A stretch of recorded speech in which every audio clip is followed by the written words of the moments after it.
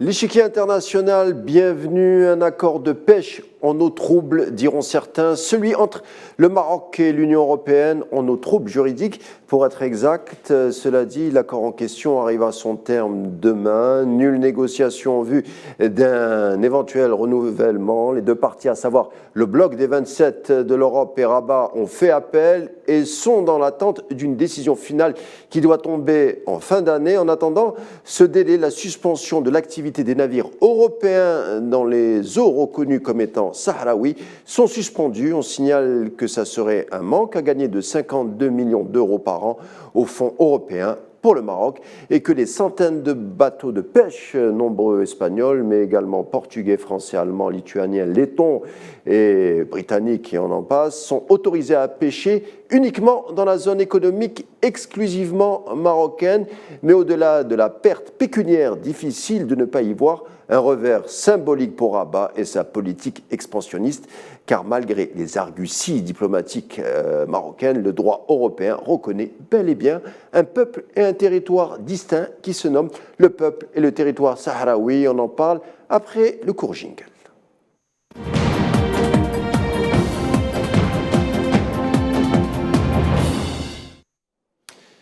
On vient de le dire, l'accord de pêche UE-Maroc étendu illégalement au Sahara occidental occupé doit expirer demain sans négociation en vue pour un éventuel renouvellement dans l'attente d'une décision finale de la Cour de justice européenne en fin d'année, entraînant une suspension de l'activité de la flotte européenne. Quelles conséquences donc pour la suite et quelle lecture apposée de cette non-reconduite de l'accord? Eh bien, pour en parler, j'ai le plaisir d'accueillir avec moi sur le plateau Saïd Ayachi. Bonsoir. Bonsoir, merci d'avoir accepté notre invitation. On ne vous présente plus, mais on signale tout de même que vous êtes le président du Comité national algérien de soutien au peuple sahraoui. Exact. Et nous aurons également avec nous, pour notre discussion du jour, le diplomate sahraoui en direct de Paris, Kantibala. Salutations et bienvenue. Merci pour l'invitation. Bienvenue, c'est un plaisir. Saïd Ayachi, commençons par vous. Petite introduction quand même. Durant des jours, on a entendu beaucoup de choses sur la reconduite éventuelle de cet accord de pêche entre Rabat et le bloc des 27 de l'Europe. L'affaire semblait entendue, accord qui doit expirer demain. D'ailleurs, cette semaine, les communiqués officiels de Rabat et le ministre marocain, Bourita, se sont montrés à la fois confiants au sujet de la réunion de Bruxelles, mais aux dernières heures, il semble qu'on a nuancé la négociation en disant que l'accord ne permettait pas de transfert de savoir-faire du Maroc en direction, un transfert de savoir-faire européen, en direction du Maroc. Exact. Permettez-moi, dans votre introduction au demeurant magistral, de relever deux choses. Je vous en prie. La première, vous avez parlé d'eau trouble, mais les eaux sont en train de s'éclaircir et à une vitesse vertigineuse. Pour la métaphore. Nous allons voir la force du droit.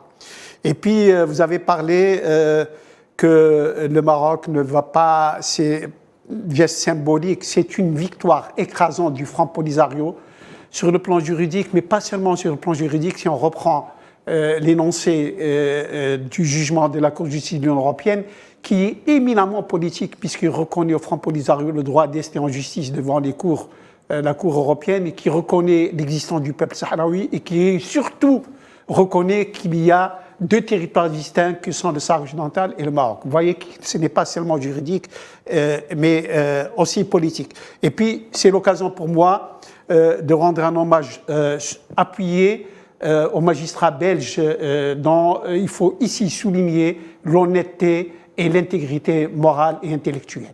Puisqu'ils ont dit le droit, et seulement le droit, résistant à toutes les pressions et tous les chantages dont ils ont pu être l'objet, pour modifier leur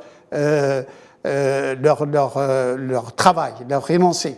Et justement, c'est parce que ce droit, figurez-vous, c'est Karim, que cela remonte déjà à décembre 2016, que cet énoncé le premier, puis après février 2018, puis septembre 2021. Et comme vous l'avez dit, nous attendons pour la fin de l'année donc le jugement définitif qui ne sera plus possible contre un appel par la suite.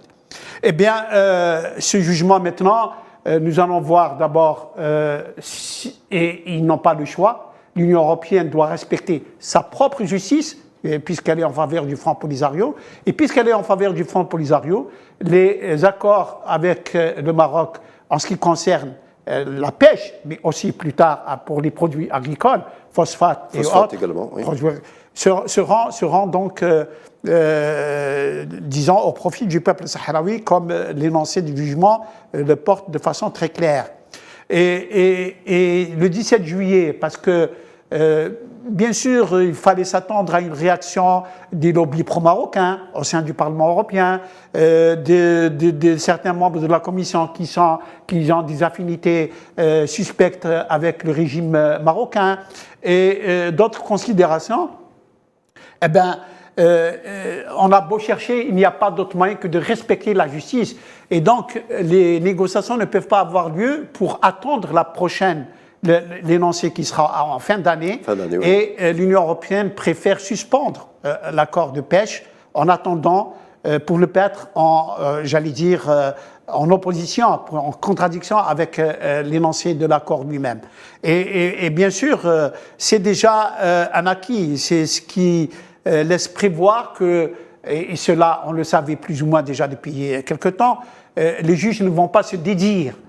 C'est vrai que cette fois-ci ce sera 17 juges au lieu de 3, mais ils ne vont pas se dédire puisqu'à 3 reprises, de façon très claire, ils ont énoncé le droit qui est en faveur du peuple sahraoui et du Front Polisario.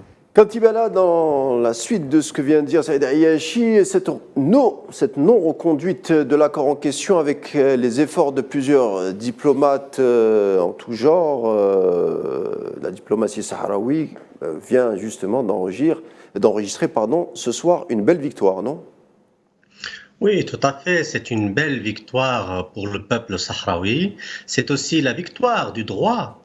C'est aussi la victoire des institutions de droit au sein de l'Union européenne. C'est une victoire pour tout le monde. À chaque fois que le peuple sahraoui triomphe de son bourreau, c'est quelque part un triomphe pour l'humanité tout entière. Je rappelle que le colonialisme est un crime odieux qui a été condamné et qui n'a plus de place désormais dans le concert des nations. Donc effectivement, le peuple sahraoui enregistre à travers ce processus judiciaire contre l'Union européenne de véritables victoires, à commencer par la première qui a été rappelée par M. Ayachi, à savoir la reconnaissance du peuple sahraoui en tant qu'entité politique et la reconnaissance du Front Polisario en tant que représentant du peuple sahraoui ayant la capacité d'ester en justice au nom de ce même peuple. C'est finalement cela qui a été dit par la justice. Et nous venons de voir une des conséquences positives, une des retombées positives de ce triomphe, à savoir la non-négociation de cet accord de pêche avec l'État d'occupation marocain.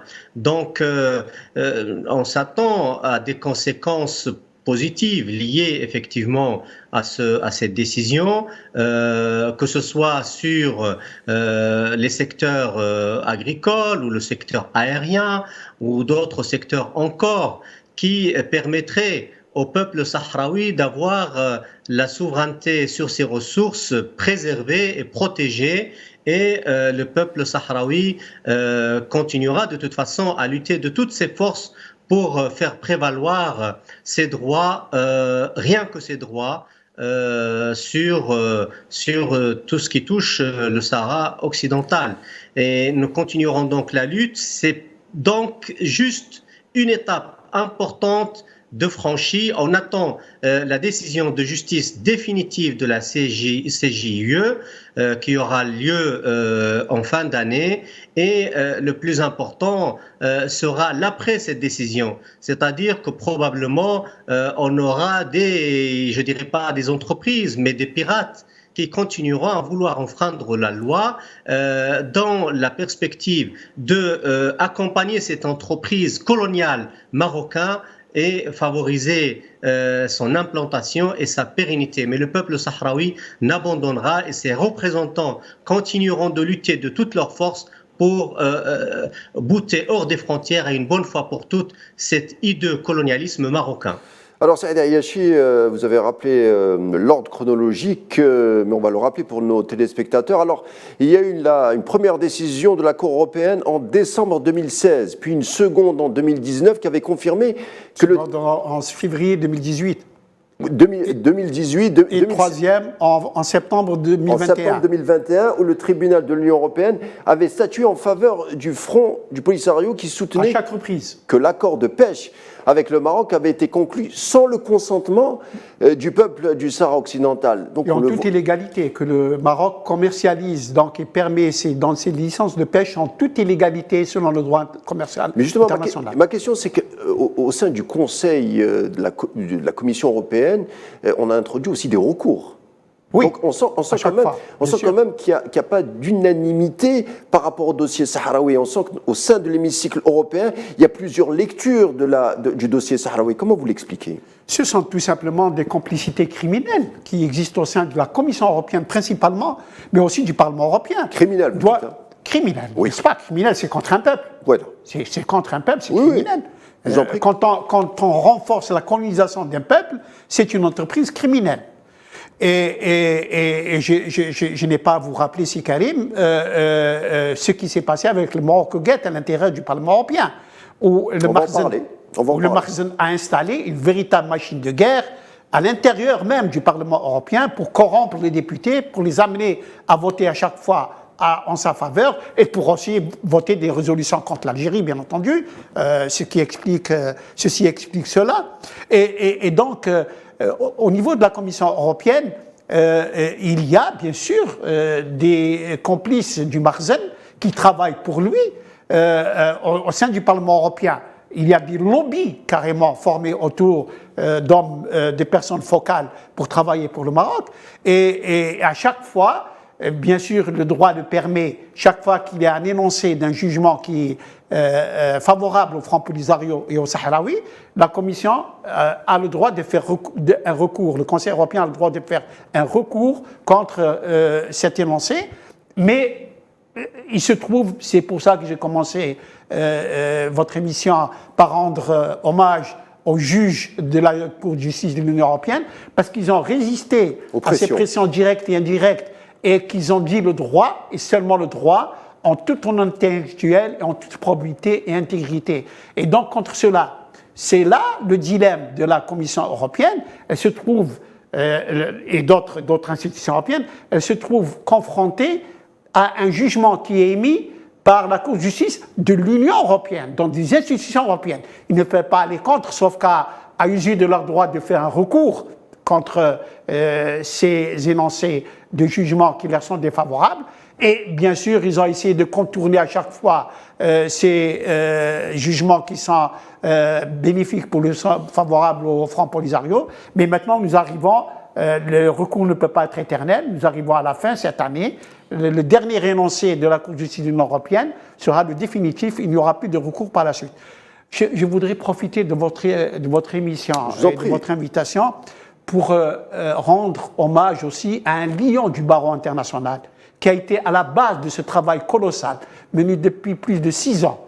C'est Maître Gilles Devers et son fils Manuel Devers qui ont à eux deux instruit, confectionné, documenté, prouvé, vérifié les dossiers et qui ont réussi à battre tous les autres ténors qui ont été, n'est-ce pas, commis par la Commission européenne, parce que justement, ils ont rendu la fierté au peuple sahraoui, ils ont rendu la justice au peuple sahraoui, et surtout, Gilles Devers n'agissait pas seulement en avocat, et lui et son fils, ils agissent en militants de la cause sahraoui, parce qu'ils sont convaincus de la justesse de la lutte du peuple sahraoui. Quand Tibala, M. Ayachi faisait allusion à cette affaire du Maroc Gate qui avait fait la une de plusieurs journaux, qui avait entaché notamment l'hémicycle bruxellois en lui-même. Et cette décision arrive peut-être à un moment où il y a une volonté de faire oublier cette affaire de corruption. Je ne crois pas qu'elle fera oublier cela, quand bien même le Maroc le voudrait. Ce sont des strates qui Et pour les s'accumulent. Européens aussi, hein. C'est-à-dire faire oublier à la fois pour les Marocains et pour certains Européens. Oui, tout à fait, mais comment dirais-je, le Maroc est obnubilé par le Sahara occidental. Tout ce qui est en train d'entreprendre en termes de corruption, d'agissements illégaux, que ce soit au niveau de l'Union africaine, de l'Union européenne ou à l'ONU ou à Genève, tout cela, c'est parce qu'il se trouve dans une situation inextricable, c'est-à-dire avoir osé l'innommable, aller au-delà de ses frontières et s'accaparer d'un territoire qui ne lui appartient pas est un crime et est une entreprise criminelle, effectivement. Et tout cela s'accumule d'échec en échec, de scandale à scandale. Le Maroco-Gate est illustrative à cet égard. De quoi il s'agit exactement? C'est un réseau construit par le régime marocain au sein des institutions européennes, de députés véreux ou d'anciens députés ou de leurs collaborateurs, dans le but de dévoyer les décisions des institutions européennes pour, quelque part, je dirais directement, rendre ces institutions complices de ce colonialisme, complices de cette occupation, complices de ce pillage des ressources naturelles. Justement, parlons de ces... qui ploie sous l'occupation et sous le colonialisme. Je vous coupe, Kenti Bella, pour justement parler de ces ressources au-delà du domaine halieutique. Il y a également l'exploitation illégale du phosphate. D'ailleurs, on se souvient de cet épisode lorsque la justice sud-africaine avait maintenu sous séquestre un cargo de stock de phosphate au large du port Elisabeth, et ce, dû à une plainte d'un comité sahraoui. L'arme juridique semble de plus en plus affinée par les militants sahraouis. Je parle de juridiction internationale. Oui, de toute façon, il faut absolument montrer à la face du monde que la cause du peuple sahraoui a triomphé bel et bien par la voie du droit. Nous battrons le Maroc sur le plan du droit et nous amènerons les institutions internationales à reconnaître une bonne fois pour toutes que le Sahara occidental doit accéder à la vie internationale, que la République sahraoui doit honorablement et clairement faire partie du concert des nations et adhérer aux Nations Unies une bonne fois pour toutes. Tel est l'objectif fondamental et stratégique du combat du peuple sahraoui. Et effectivement, jour après jour, vous rappelez de belles victoires, comme celle qu'on a obtenue auprès de la Cour suprême de l'Afrique du Sud, qui a clairement défini et dit le droit en faveur du peuple sahraoui et contre cette entreprise criminelle qui est l'OCP, qui volait à cette époque-là, prise en flagrant délit devant les autorités sud-africaines. Kenti Bella, je vous coupe, mais comment faire, par exemple, on sait qu'actuellement, il y a un partenariat européen, notamment allemand et italien, pour l'exploitation de l'énergie verte et autres ressources. Comment décourager ce partenariat? Comment, je ne sais pas, tenter de sensibiliser ces entreprises pour se retirer de ce territoire, entre guillemets, occupé, illégal? Comment faire? C'est un combat multiforme dont l'ossature est un combat juridique essentiellement, mais ça doit prendre d'autres colorations politiques, médiatiques, société civile, etc., pour rendre visible le combat du peuple sahraoui et pour rendre également visible la criminalité du royaume du Maroc au sein du Sahara occidental. C'est donc ce combat-là que mène le peuple sahraoui, qu'il continue de mener à plusieurs fronts. Et les victoires sont là. Chemin faisant, nous réalisons des réussites contre ce Maroc, que ce soit sur le plan juridique ou que ce soit sur le plan diplomatique ou sur le plan économique. Ces entreprises-là, à partir de la dernière décision qui aura lieu à la fin de l'année, ne pourront plus participer à ce pillage que leur offre le Maroc. Parce qu'in fine, le Maroc leur offre ce genre de complicité pour normaliser son occupation du Sahara occidental, pour la rendre normale. Or, le combat du peuple sahraoui est essentiellement pour démystifier et pour clarifier la situation du Sahara occidental et, in fine, parvenir à imposer une solution qui permette l'indépendance du Sahara occidental. Saïd Ayachi, forcément, vous lisez les journaux, tout ce qui est en lien avec la situation au Sahara occidental. Et actuellement, il y a des élections générales. En Espagne, on pourrait voir tout l'organigramme politique chamboulé et un départ éventuel de Pedro Sanchez. Éventuel parce qu'on ne sait pas comment. On préfère dire éventuel, vous savez, on prend des mesures prudentielles. Mais Pedro Sanchez a opéré justement un volte-face de la politique traditionnelle ibérique à l'endroit du dossier sahraoui. Est-ce que vous avez déjà un commentaire sur ça? Très rapidement, si vous le permettez, sur deux points. La première, votre question pertinente à propos de ce qui se passe au sein des institutions européennes. Beaucoup sentent que le vent change de direction.